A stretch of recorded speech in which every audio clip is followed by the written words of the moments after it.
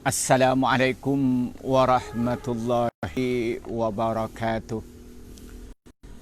Alhamdulillahi rabbil alamin.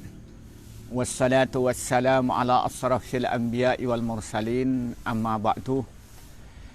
Pemirsa dimanapun anda berada, marilah kita bersyukur kepada Allah atas segala nikmat yang Allah berikan kepada kita. Kedua kalinya rahmat dan salam sungguh dicurahkan kepada Nabi Muhammad sallallahu alaihi wasallam. Setiap orang pasti menginginkan hidupnya bahagia. Walaupun diberisikan bahagia berbeda satu sama lain.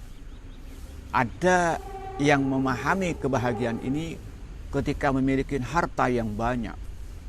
Mungkin kalau kita itu rekeningnya triliunan, bukan hanya miliaran.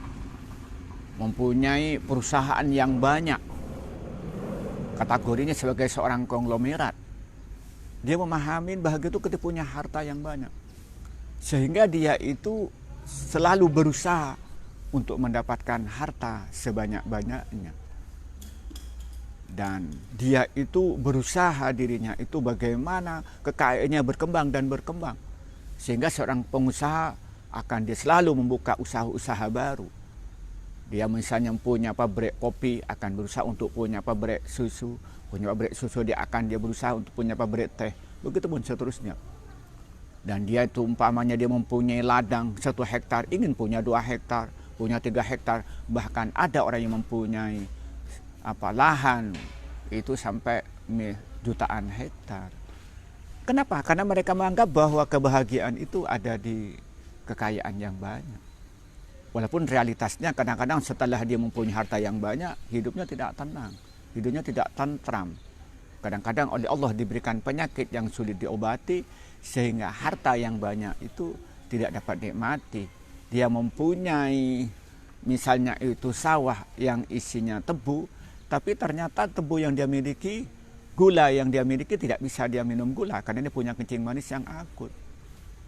Dia misalnya dia itu mempunyai kopi, kebun kopi, punya pabrik kopi, ternyata dia kena penyakit yang nggak boleh minum kopi, misalnya punya darah tinggi, sehingga dia kekayaan dia tidak dapat memilikinya, tidak akan menikmati gitu. Jadi nikmat yang dia membayangkan tentang kenikmatan kekayaan, ternyata realitasnya kekayaan tidak membuat dia hatinya bahagia, tidak membuat dia tenang.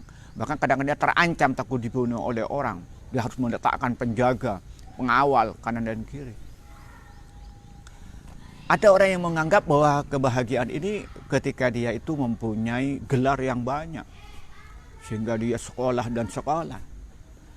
Ternyata dia itu berusaha mulai dari sekolah, dari misalnya dari TK, SD, SMP, SMA, kemudian S1, S2, S3, kemudian ketika dia S3 kemudian kuliah lagi, sehingga tidak jarang orang yang mempunyai gelar sampai 10 gelarnya. Saya mempunyai teman di Lumajang, itu gelarnya itu sebanyak 11 gelarnya. Saya punya teman di Jember, itu gelarnya itu ada 5 gitu. Tetapi ketika saya ngobrol dengan dia itu justru ngeluh kehidupannya. Dia punya masalah dengan keluarga, istrinya yang perilakunya kurang menyenangkan. Anaknya dia banyak melakukan perbuatan-perbuatan yang mempermalukan orang tuanya. Jadi ternyata gelar yang banyak tidak membuat dia bahagia. Ternyata fata morgana. Ada yang lagi menganggap itu kebahagiaan itu ketika dia mendapatkan wanita yang diidam-idamkan, terutama di kalangan muda, sehingga dia hidupnya hanya mengejar dan mengejar wanita yang dia idam-idamkan. Bahkan lebih mengerikan lagi, dia itu bagaimana dia mendapatkan wanita bukan dengan cara yang dibenarkan oleh agama. Dia tidak dengan cara menikah, dan itu lebih mengerikan lagi. Ternyata apa dia? Setelah dia itu mendapat wanita, ternyata yang didapatkan wanitanya tidak seperti yang dibayangkan ketika dia pertama kali. Nah, dia akhirnya apa? Dia menderita juga, dia sedih juga dia. Dan dia meratapi terhadap kesedihan, terhadap yang dia kira ternyata wanita yang dia menyenangkan, tapi dia menyulitkan. Jadi ada yang menganggap itu kebahagiaan dia, ternyata begitu. Nah, ada yang menganggap itu kebahagiaan itu dapatkan dari jabatan yang tinggi. Dia ingin mendapatkan jabatan misalnya tingkat paling bawah RT, kemudian ingin naik jadi kepala desa, begitu pun seterusnya. Tapi ternyata setelah punya jabatan, dirinya mendapat kritikan sana sini, kemudian dirinya itu diserang oleh lawan politiknya sana sini, kemudian pada akhirnya dia jatuh dengan cara yang mengenaskan karena dia dituduh dengan tuduhan-tuduhan yang buat dirinya harus jatuh, dituduh korupsi, dituduh berselingkuh dan sebagainya. Dan ternyata dia bilang jabatan yang dia idam-idamkannya kerja tidak membuat dirinya bahagia, bahkan hidupnya sengsara. Nah, lalu timbul pertanyaan, kebahagiaan di mana datang itu? Maka kebahagiaan hakikatnya itu adalah ada di hati. Kebahagiaan itu sebenarnya itu ada di hati, di mana ketika hati itu merasa tenang, di mana hati merasa tentram, disitulah kebahagiaan akan datang. Bisa jadi kebahagiaan itu datang itu disertai dengan harta, bisa kebahagiaan datang itu disertai dengan anak, mempunyai anak, bisa kebahagiaan datang itu dengan jabatan, bisa itu datang jabatan itu datang, apa kebahagiaan itu datang bersama dengan populer. Mungkin jabatan itu kebahagiaan datang dengan disertai dengan ilmu atau gelar yang banyak. Tetapi ada dua kunci yang harus dia miliki untuk mendapatkan kebahagiaan. Nanti harta yang dia miliki dia akan membawa kebahagiaan. Jabatan yang dia miliki akan membawa kebahagiaan. Kemudian cinta yang dia miliki akan membawa kebahagiaan. Begitupun ilmu, popularitas, gelar yang dia miliki akan membawa kebahagiaan. Ketika dia itu mempunyai dua hal, yaitu iman dan amal soleh. Iman dan amal soleh. Allah berfirman dalam Al-Quran, Man amila salihan min dzakarin aw untha wa huwa mu'minun fanuhyiyannahu hayatan thayyibah wa lanajziyannahum ajrahum bi ahsani ma kanu ya'malun. Allah berfirman, Man amila salihan, barang siapa yang beramal soleh, min dzakarin aw untha, dari laki-laki atau perempuan, wa huwa mu'minun, dia beriman, falnuhyiyannahu hayatan thayyibah, maka sungguh kami hidupkan dia itu dengan hayatan thayyibah, wa lanajziyannahum ajrahum bi ahsani ma kanu ya'malun, dan sungguh aku balas mereka itu dengan balasan yang lebih baik dari apa yang mereka kerjakan. Ayat ini menggambarkan kepada kita untuk mendapatkan hayatan thayyibah di dunia ini, kuncinya adalah amal soleh dan beriman. Itu harus berdampingan. Iman beramal soleh, beramal soleh beriman. Beramal soleh tanpa iman tidak ada artinya. Begitupun iman tanpa amal soleh juga tidak ada artinya. Apa artinya? Kalau kita ingin menyampaikan di dalam penjelasan ini, orang ingin mendapatkan kebahagiaan di dunia ini, yang pertama harus punya keyakinan yang mantap dalam dirinya. Punya keyakinan yang mantap dalam dirinya itu tentang Allah. Dia yakin yang mantap kepada Allah itu ada. Yakin dengan mantap. Dan yakin bahwa Allah itu Maha Esa. Tidak ada yang menyekutuai Allah. Yakin dengan mantap bahwa Allah mempunyai sifat-sifat yang sempurna. Yakin. Sehingga dengan keyakinan itu adalah, yaitu yakin dalam dirinya bahwa yang berhak disembah itu hanya Allah semata. Ketika itu punya yakin bahwa dirinya Al-Alim, Allah Maha Tahu apa yang dia kerjakan. Baik dikerjakan sendirian atau bersama-sama. Baik dikerjakan dalam keadaan terangan atau sembunyi. Maka dia apa yang terdiri? Maka dia akan melakukan pada akhirnya itu adalah amal soleh. Dia itu karena dia sadar dan tahu betul bahwa apa yang dikerjakan itu diketahui Allah. Maka dia hati-hati dalam segala tindakan, hati-hati dalam segala perbuatan.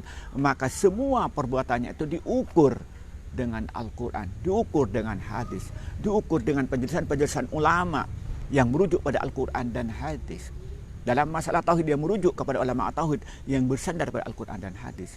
Dalam masalah fikih merujuk kepada pendapat ulama, terutama imam yang 4 yang merujuk kepada Al-Quran dan hadis. Dalam masalah akhlak dia merujuk kepada pendapat ulama yang merujuk kepada Al-Quran dan hadis. Sehingga dia sadar apa yang dia kerjakan itu adalah dikatakan oleh Allah.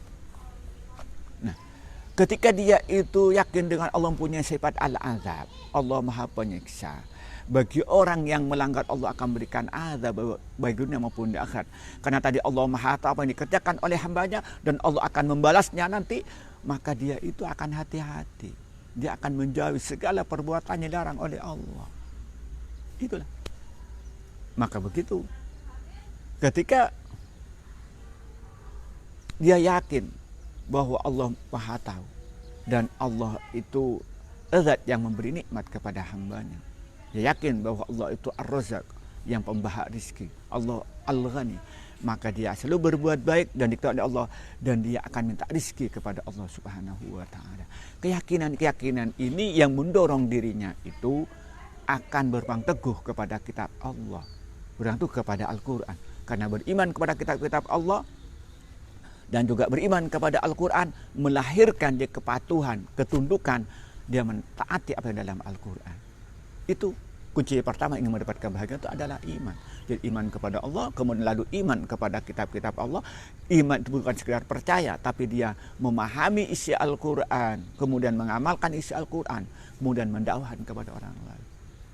Nah, keimanan ini kemudian melahirkan keimanan yang rukun iman yang ketiga, yaitu dia itu iman kepada para rasul, beriman kepada Nabi Muhammad, sehingga dia menerima apa yang dibawa oleh Nabi Muhammad, mengamalkan apa yang dibawa oleh Nabi Muhammad, dan menjadikan Muhammad sebagai contoh, sebagai teladan, sebagai model yang dia ikuti, yang dia lakukan, yang dia tiru, sehingga amal perbuatan dia itu ibadahnya seperti Nabi Muhammad, kemudian akhlaknya seperti Nabi Muhammad, imannya seperti Nabi Muhammad.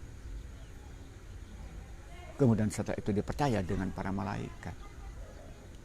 Allah mempunyai malaikat, di antaranya malaikat Raqib dan Atid. Ketika beramal soleh, maka yang kanannya akan mencatat. Ketika amal jelek, maka kiri yang mencatat.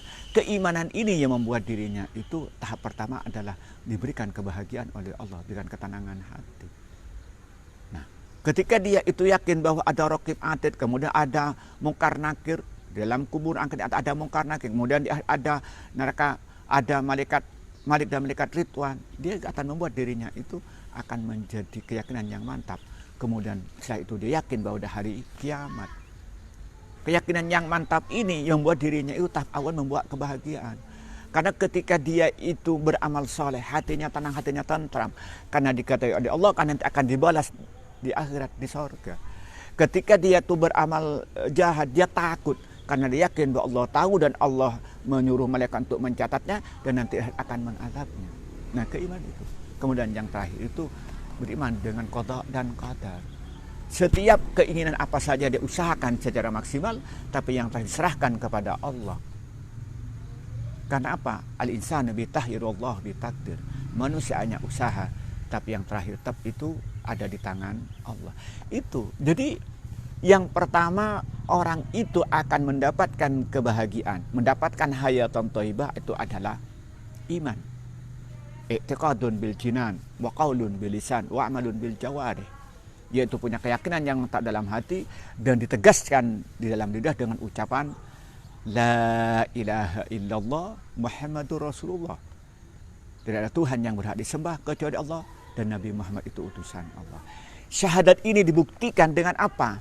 Dengan amal perbuatan yang dikerjakan oleh lidah, dikerjakan oleh telinga, dikerjakan oleh mata, dikerjakan oleh hidung, dikerjakan oleh tangan, dilakukan oleh kaki.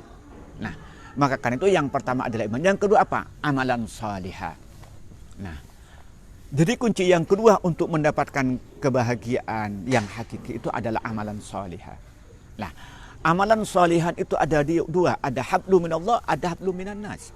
Ada yang berhubungan dengan Allah atau berhubungan dengan makhluk-makhluk Allah. Berhubungan dengan Allah, yaitu yang pertama adalah mempunyai keyakinan yang mantap dalam dirinya. Rasa cinta kepada Allah Subhanahu wa Ta'ala. Rasa tunduk dan patuh kepada Allah Subhanahu wa Ta'ala. Dan otomatis rasa cinta dan patuh kepada Nabi Muhammad. Itu jadi hablu minallah. Jadi, nah, hablu minallah dalam perbuatan dalam bentuk ibadah. Bentuk ibadahnya apa? Dia itu dalam bentuk perbuatan, dia melaksanakan sholat 5 waktu dengan sempurna. Dia melaksanakan sholat 5 waktu dengan berjamaah, dilaksanakan dengan khusyuk. Kemudian setelah itu berzikir kepada Allah. Lalu diawali dengan qobliyah, setelah itu disahkan sholat ba'diyah. Kemudian ditambah dengan sholat duha, qiyamul lail. Itu yang sifatnya apa? Amalan sholihah hadlu minallah. Dan juga ditambah dengan puasa Ramadan, kemudian puasa bulan Syawal, kemudian puasa Senin Kamis, kemudian puasa Daud dan puasa-puasa yang lain disunatkan. Itu yang amalan soleh hablum minallah. Ada hablum minallah itu berzikir, bisa baca istighasah, bisa baca tahlil, atau dia baca Al-Quran, baca istighfar, baca tahmid. Itu merupakan hablum minallah. Nah, itu jadi kunci yang kedua tadi itu adalah amalan solihah, hablum minallah itu banyak. Kemudian ada hablum minan nas, yaitu adalah amal soleh berhubungan dengan manusia. Seperti kita ini membantu fakir miskin. Ya sesuai dengan kemampuan kita. Kita bisa mampu dengan harta yang bagi punya harta. Bagi yang punya jabatan, dia gunakan jabatannya itu untuk membantu orang-orang yang membutuhkan bantuan. Yang ketepatan dia punya ilmu, bagaimana dia mengajar orang-orang yang membutuhkan ilmu. Bagi orang yang bantuan tenaga, bagaimana tenaga itu bantu. Itu yang namanya amal sholihat yang hablum minan nas. Kita bagaimana berbuat baik kepada semua manusia. Nah, lalu kita ini bersikap santun kepada orang lain. Itu namanya, itu amalan sholih hablum minan nas. Kemudian kita bersikap lemah lembut, berbuat ihsan kepada orang tua, menghargai pada yang lebih tinggi, menyayangi kepada yang lebih kecil. Itu termasuk hablum minan nas. Itu termasuk amalan sholihat. Nah, kemudian kita bersikap jujur kepada orang lain, melaksanakan amanah dengan sungguh-sungguh. Dan lebih dari itu, kita berjuang bersama-sama untuk meninggikan agama Allah sesuai dengan bidangnya masing-masing. Ada yang berjuang dengan melalui harta, dia mendermakan hartanya untuk kebutuhan lembaga pendidikan Islam, untuk berdakwah, untuk mengembangkan media sosial yang berdakwah di jalan Allah, yang mempunyai harta. Atau dia mempunyai pikiran-pikiran, mempunyai ilmu, dia mengajar ilmu yang dia miliki untuk meninggikan agama Allah. Dia mempunyai ilmu agama, dia untuk dipakai untuk mengajar. Dia punya ilmu tauhid, dia diajarkan, punya fikih diajarkan. Atau dia punya ilmu yang sifatnya umum tapi untuk kepentingan agama. Seperti dia punya ilmu manajemen, maka ilmu manajemennya dipakai untuk mengembangkan lembaga pendidikan Islam, boleh dipakai untuk mengembangkan organisasi Islam, untuk dipakai untuk mengembangkan partai politik yang memperjuangkan ajaran Islam. Itu yang terjadi. Itu yang kita itu kita itu berjuang di jalan Allah. Atau kita misalnya mempunyai jabatan, bagaimana kita membuat aturan-aturan yang isinya itu merujuk kepada Al-Quran, merujuk pada hadis Nabi, dan dalam rangka untuk Insyaatul Islam wa Insyaatul Muslimin. Maka dengan demikian, ingin kita sampaikan pada pertemuan kali ini, kunci kebahagiaan seorang itu ketika mempunyai iman yang mantap dan beramal soleh. Baik yang amal soleh hablum minallah atau hablum minan nas.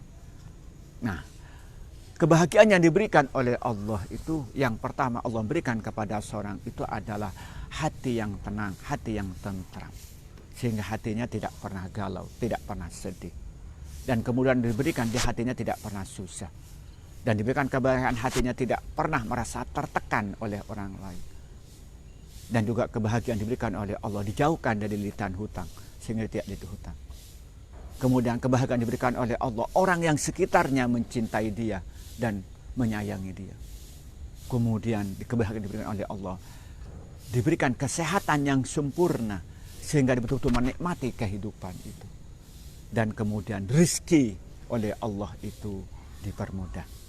Nah, kemudian ketika dia mempunyai jabatan, maka jabatan itu menjadi maqamah mahmudah, membawa dirinya itu dicintai oleh masyarakat, dicintai oleh sekitarnya, dicintai oleh Allah dan mendapat ridho dari Allah.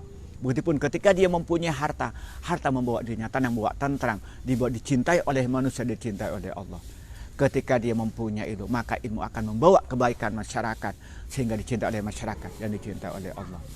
Dan ketika dia mempunyai kesehatan, kesehatannya itu dipakai untuk mendekatkan diri kepada Allah Subhanahu wa taala. Inilah yang kita sampaikan pada pagi ini, kata kunci bahwa manusia itu pasti menginginkan kebahagiaan. Namun memahami kebahagiaan itu berbeda satu sama lain. Tapi puncak kebahagiaan itu ketika hatinya tentram, hatinya tenang, dan dijauhkan segala hal yang mengganggu pikirannya, mengganggu kesehatannya, dan dirinya tidak merasa terancam. Dan itu didapatkan ketika dia beriman kepada Allah dan beriman dengan rukun iman yang 6 dengan mantap, lalu dia beramal soleh semata-mata mengharapkan ridha dari Allah. Baik itu amal soleh hablum minallah atau hablum minan nas. Inilah yang kita sampaikan pada pagi ini. Wallahul muwaffiq ila aqwamit thoriq. Wassalamualaikum warahmatullahi wabarakatuh.